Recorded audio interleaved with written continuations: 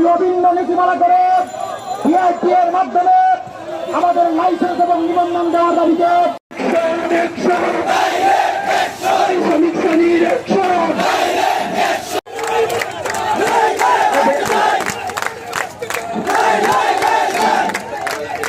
বন্ধুগণ, আমরা মধ্য দিয়ে গণতান্ত্রিক প্রক্রিয়ায় আমরা আমাদের দাবি আদায় করব।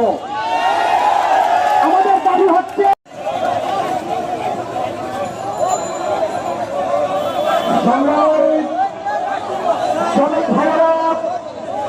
আমরা সিলেট জেলার সভাপতি বাংলাদেশ শ্রমিক কর্মচারী ঐক্য পরিষদ স্কপ সিলেট জেলা।